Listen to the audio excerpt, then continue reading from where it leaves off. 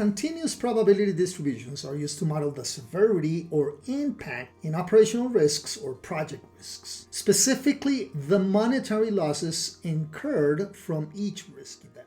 There are hundreds, if not thousands, of continuous probability distributions, vastly expanding the range of options compared to discrete distributions. However, some distributions are far more commonly used than others. The normal distribution or Gaussian distribution is one of the most well-known. Many of us learn to use it in university statistics courses and often assume it is the default distribution. However, this is not necessarily true. The normal distribution is just one among many valid and useful options for modeling severity or impact. So in our cloud-based application, several continuous probability distributions are available for modeling severity or monetary impact. The uniform distribution, which requires a minimum and a maximum value. The exponential distribution, which requires one single parameter, lambda. The normal distribution, which requires two parameters, mu, the mean, and sigma, the standard deviation. The log normal distribution, which is similar to the normal distribution but positively skewed.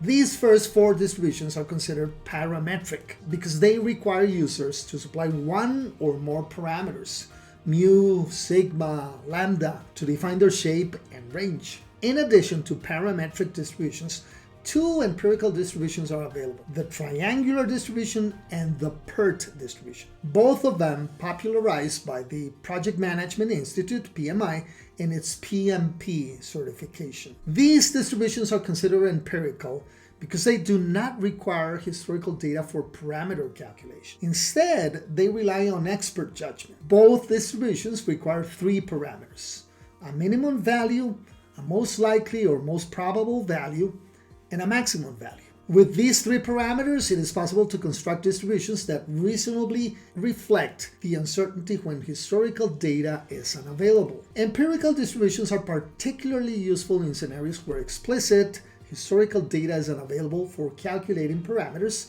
of parametric distributions. Instead of relying solely on data, we can use expert judgment to establish a minimum, a most likely, and maximum values through a thoughtful and collaborative process. This approach is far superior to qualitative or subjective risk management often found in risk matrices, such as unlikely or low or high or medium. These categorizations tend to be abstract, subjective, and semantically weak. By invoking quantitative criteria and building robust probability distributions, models become more precise and reliable. This allows for more effective incorporation of uncertainty into the analysis, even in the absence of historical data.